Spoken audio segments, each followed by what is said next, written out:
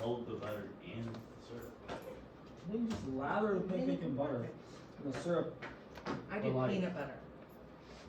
Peanut butter with waffles. Peanut butter with waffles is pretty good. It's a good way to get your protein. Like, I had 3 eggs, 3 pieces of sausage, and 2 things of toast with peanut butter on it. Okay, so did we get this one already? The Addernic Yes. and sympathetic? Because I think we did this one. I'll give it a check, yeah.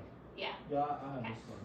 Because we're still talking about receptors and the synapse area, postsynaptic and presynaptic, and how the receptors. So I think this was the slide we left off on.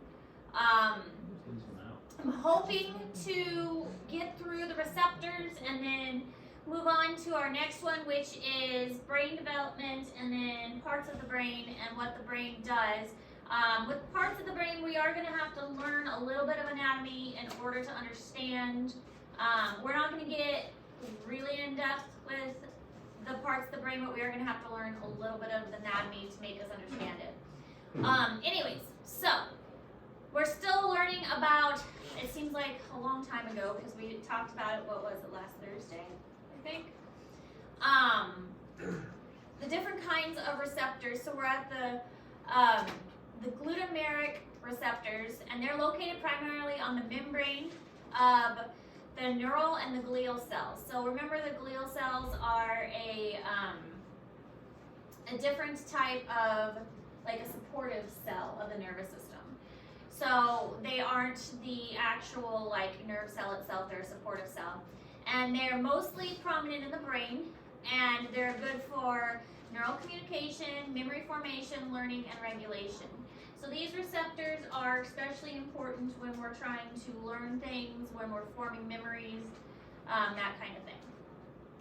And these are the fun abbreviations, AMPA and NMDA.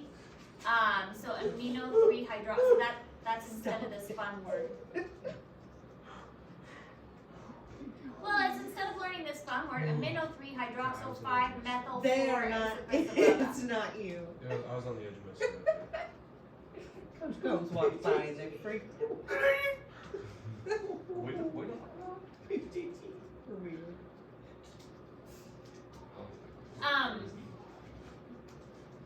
And then the N-methyl D-asparate. So these are the abbreviations for those fun receptors. But basically, these are just the receptor names.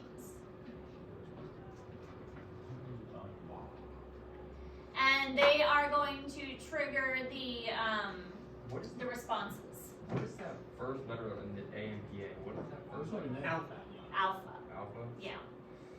It's And the that's way why it it's proteins. abbreviated, so you don't have to write down the really long word. I got you. I wouldn't expect you to remember the really long word. That's one word, amino hydrox. It's one chemical. Yes, it's a chemical. Isoxalopropionic? Yes, acid. What Carter? Acid. Yes, acid. If you could take organic chemistry, you'll learn Your how mom. to draw that. Say that again? That catches people off Yeah. guard. Say which test card I got. You lied to the crowd, I guess.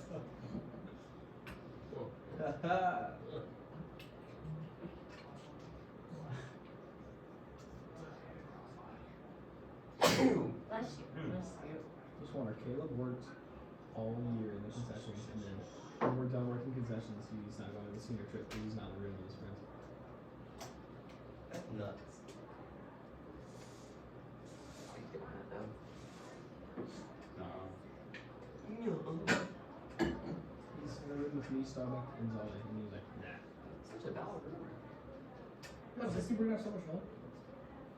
What do you guys think trivalent cation channels mean? I don't know, 3 or something. Oh. Do what? Big guy Jeffy Times speaking then. What you Explain know? to me. Sure did. Where'd you find that word, Nicole? ICR channels that are trivalent cation channels.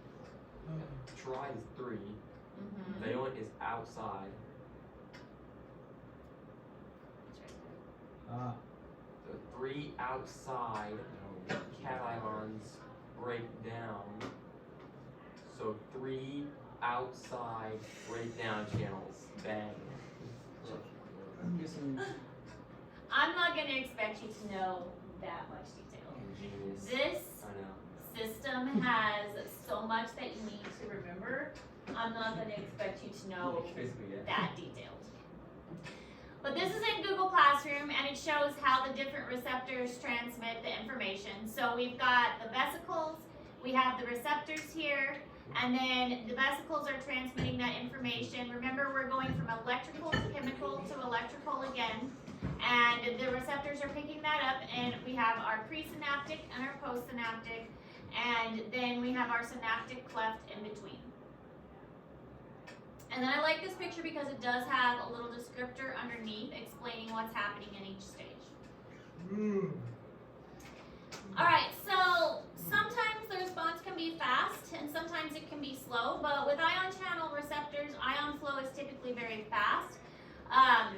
But with the G protein coupled receptors, the intracellular change is slower. So the ion receptors, these are faster if the neuron has the ion ones, the receptors on them.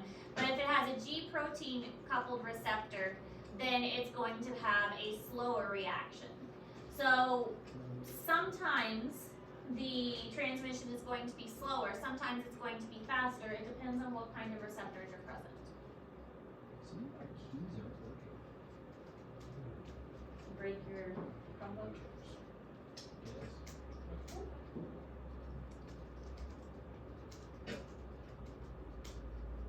Maybe we're just focused from the screen doesn't even work. Was that one where he threw his Chromebook against the I don't know, but he showed it to me. It's terrible. Huh? Play tonight? We'll see. I had gold one last night, so I'm making that final push to slide down. You talking about Rainbow Six Siege? I am. My KD dropped out. I will not. Do you guys remember what EPSP and IPSP stand for? Oh, hold on. Give me 2 seconds. I'll find it. What? EPSP and IPSP. Postsynaptic. Okay, Siri, what do you get? Okay, so what do you think? The E It's and like the right. intracellular and is that it? No. EPSD occurs when sodium channels open But what does it stand for? toward postsynaptic potential. I thought you were a genius. I just told you what it You meant. looked that crap up. Excitatory Ah. and inhibitory. That was I almost close. said the It most was one. close. Excitatory and inhibitory. It's been a while since we took notes, so I'm just trying to refresh your Is it- mind as we go. Postsynaptic potential. That's- Yes, postsynaptic One potential. card? Well, you said it. I was just. Yes. So what did we give me one more time quick? She didn't say you were correct. Excitatory postsynaptic potential, inhibitory postsynaptic potential. We have that in here, like. Yeah, it's in I there. don't know, I'm putting it in the Oh, there it IPSD. is. Right as that stop showing. Yeah, IPSD stands for. Inhibitory.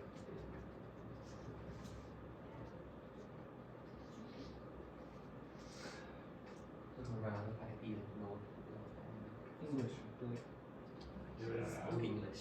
I didn't know Slow what down. word you said. I said. Okay, so another picture that's in Google Classroom to kind of help explain the process. Again, this one I like because it does have step by step.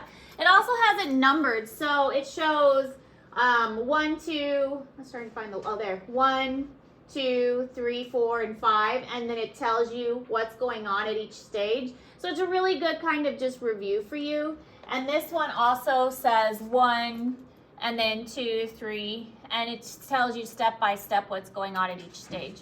So basically the receptors are coming to, the neurotransmitters are coming to the receptor and activating them and then opening them so that the receptors are opening, allowing the materials to come through. All right, so once we get them open, we need to be able to stop the process too. We don't want them to stay open forever because that would be bad. So we need to be able to have a way to stop the process as well. So thankfully, there are rules. The binding follows rules. It can be reversible and it can have equilibrium. The equilibrium means that the presynaptic, so the one that is sending the signal, it can retake the material. So the neurotransmitter, the stuff that's released, can be retaken or like reabsorbed back into it. And and then that is going to remove it from the synaptic cleft. And the removal of the chemical can be done by diffusion or by an enzyme. So we talked about with the muscle that was acetylcholinesterase was the enzyme that removed the acetylcholine from the synaptic cleft. So there are ways to stop the process so the process just doesn't continue repeatedly. So when the signal stops, we want to have a way to stop that signal. We don't want the signal to just continue indefinitely. So we can reverse it. We can wait till it reaches equilibrium. We can remove the neurotransmitter.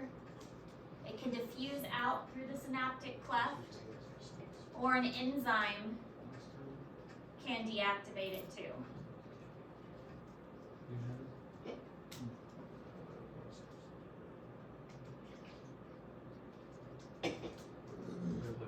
I'd like to lose because we're having tribute lights. It's not by steroids. Yeah, but his subs though. You guys. You're not superstitious, are you? I'm so superstitious.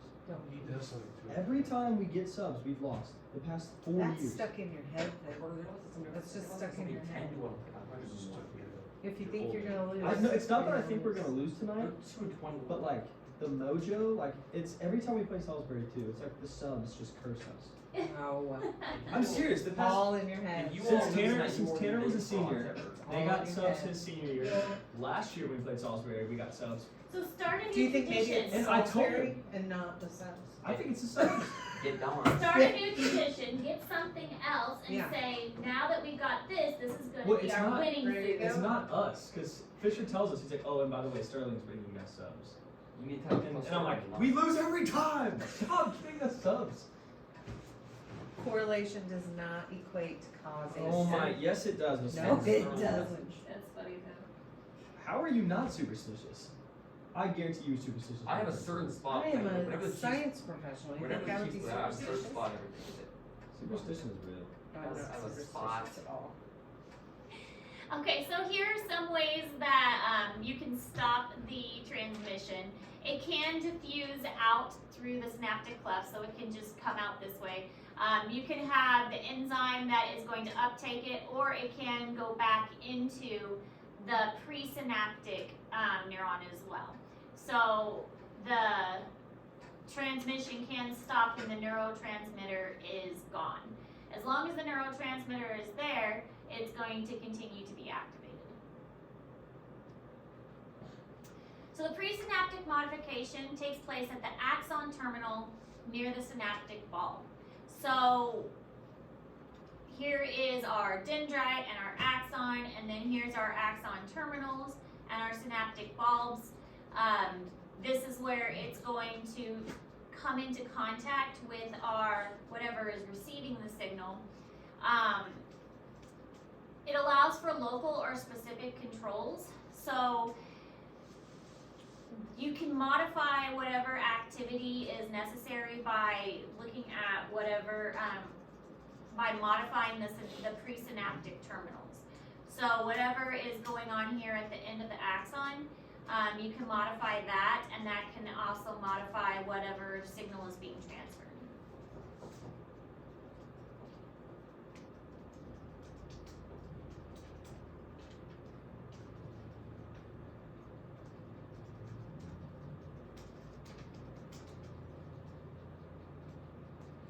Why can I not spell on a computer? Like when I handwrite everything up, it's like I can't spell anything. when I handwrite stuff, it's easy to spell. But Some professors at college will are sticklers for spelling, but I never was because I'm a terrible speller.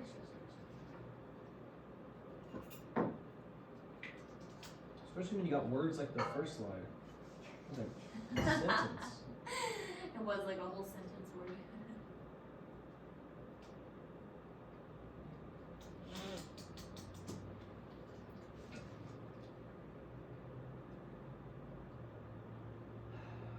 So are you making the drive to Clopton?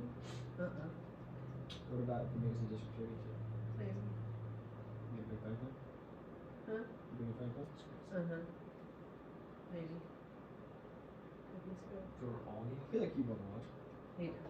Well, sometimes. Just wants to Sometimes watch it just it. makes him mad. Yeah. But I'm sure when I come back, I'm like, what are they doing? Yeah, you will. You will. Alright, so the postsynaptic modification takes place at the cell or whatever is receiving it, and it controls the axon hillox. So the axon hillox is this place right here. And is therefore it's less specific. So this would be like the presynaptic modification, and this would be the postsynaptic modification is at the axon hillox.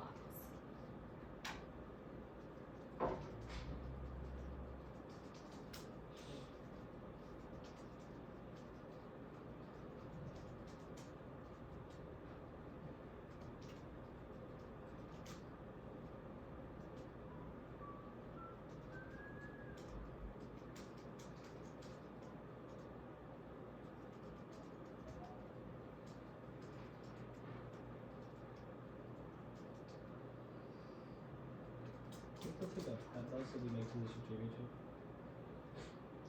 Let's to bring farther drive. Yeah, it's a far drive. That's the only reason I need my 5 minutes. Probably.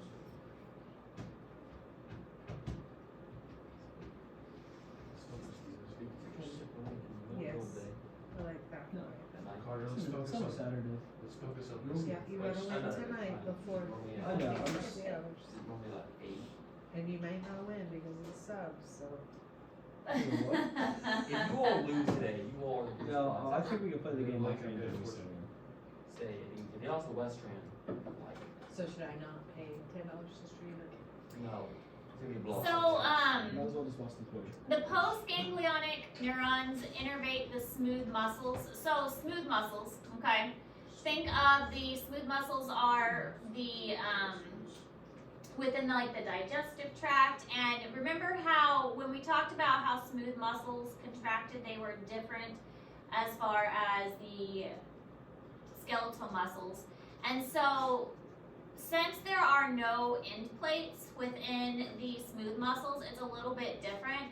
The smooth muscles are going to contract in a more of a squeezing than in a sliding filament. They're more of a squeezing movement. And so they have a different kind of arrangement to them. So the smooth muscles also have those varicosities and that are not covered by Schwann cells. So they're a little bit different as far as their reception of the nerve. The nerve is going to signal them a little bit different. So no recognizable end plates or other postsynaptic specializations for the smooth muscles. Sometimes you're going to have multiple branches, like we see here, because the smooth muscles they're not attached like a regular skeletal muscle would be. They also don't have the Schwann cells present.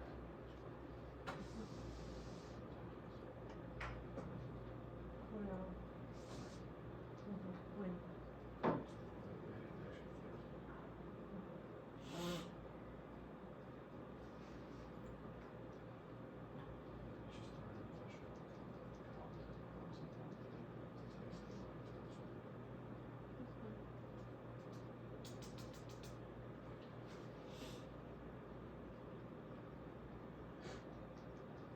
I just need you to find out what day exactly for sure.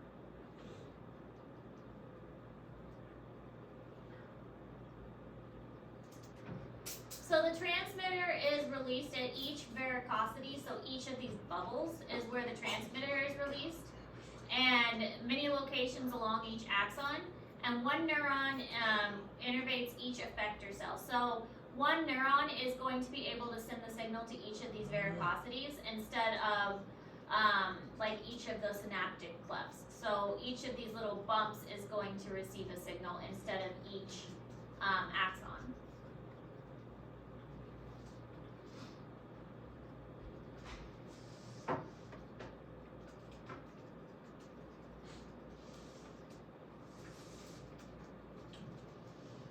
So it's a little bit different when we get to the smooth muscle. There's not really a synapse like we see at some of the other junctions. There's no gap, there's no, the receptors are a little bit different. There's these bumps, these varicosities instead. This is what they look like close up.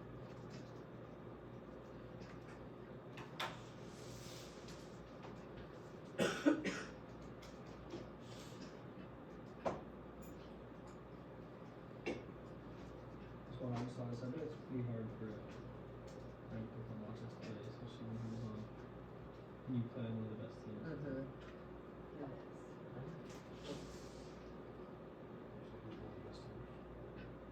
One of the best too.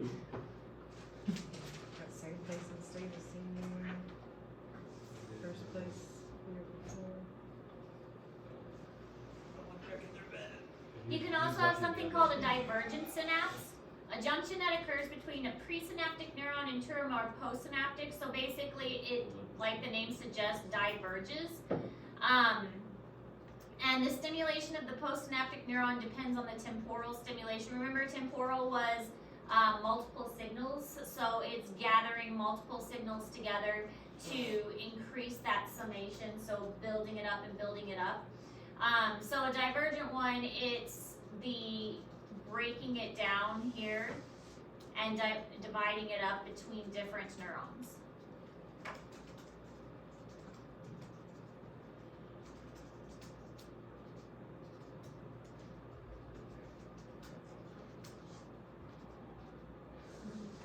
Kind of think of it as like a fork in the road almost. You start off with one road and the road branches into two and then that branches out. Like the last scene of Fast and Furious. Of what? No, I don't watch this. When the dude like dies and then. You've seen Fast and Furious when Paul Walker dies?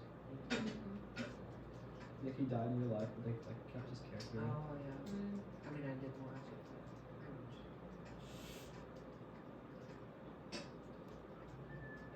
Not a fan. That stuff is pretty like non-believable. Yeah, it's so fake. He like died And I like think 6 they're all times and then he terrible like shows actors. back up again. Yeah.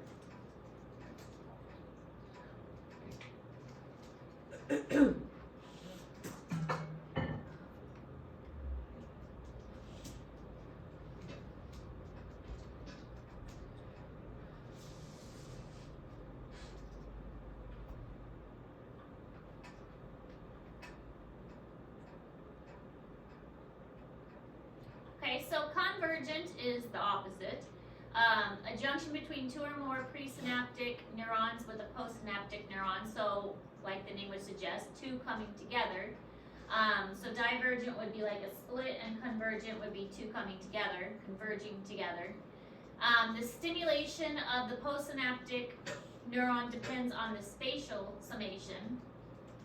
So, the spatial summation again would be all of them coming together and building up. So converging together. Diverging, splitting, converging, coming together.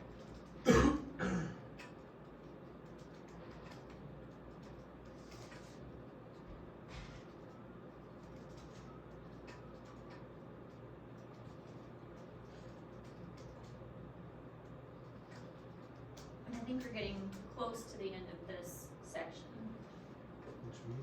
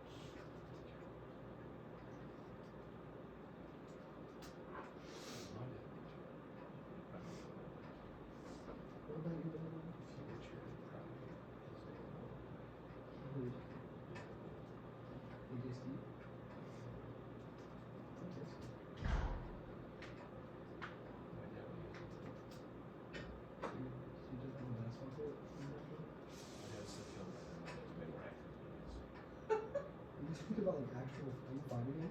What are you talking about? Dude, Steve's like in his 50s. We'll feel the same age. You're talking about actual fist They're fight. not like a bad like sport. You sound like an elementary kid. You do sound My like dad- an elementary you student. do. My dad's way above that.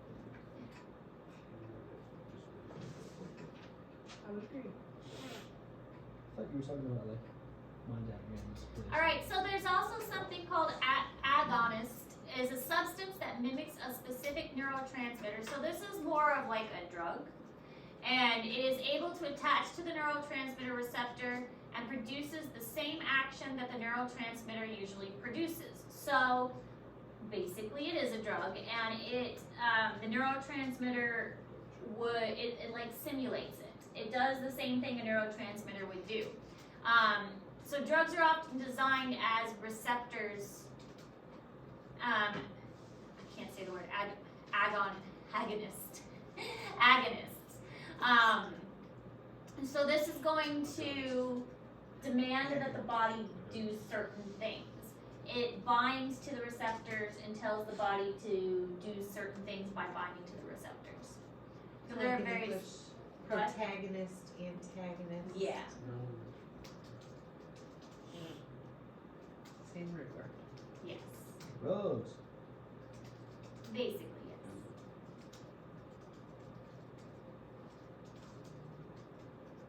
So if you have like a disease or a disorder where a neurotransmitter isn't working correctly, we can artificially give that neurotransmitter in the form of drugs.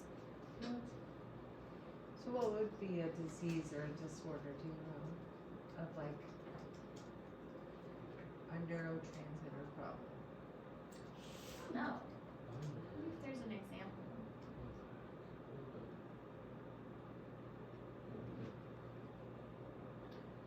Pain, that makes sense. Yeah, well, Block. like acetaminophen or ibuprofen to Yeah. block pain. Yeah. I mean, a lot of like, oh, See, that sounds. well, I think like a lot of like opioids and stuff Yeah. too. They Yeah. actually, block the pain receptors and I think like make your body do some endorphins. Yeah, It basically just tricks you into thinking you're fine. yeah, a lot of things like that. For sure.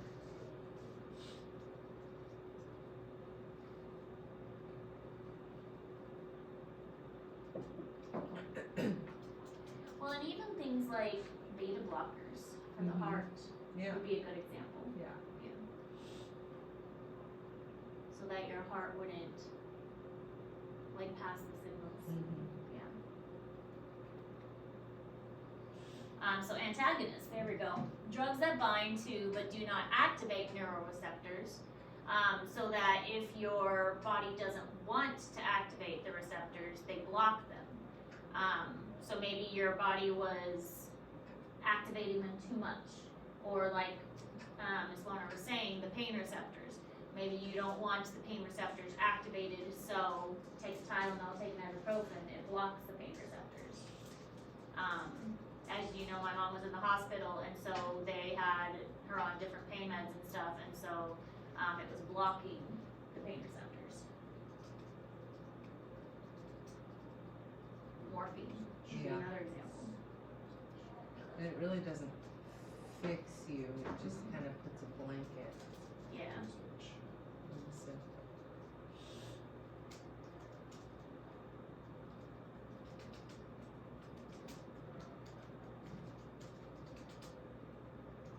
Makes you comfortable, but yeah, it doesn't fix the problem. Yes. Yeah, my dad by the end was on morphine drip. Like it was, he had a button. Elsie like to push it constantly. Think of it, like me and brother. That's the real change, like, He had, yeah, he had ALS. Years. We're talking about, this is next week. he's a scientist. You guys like, Stephen Hawking. No? it was in a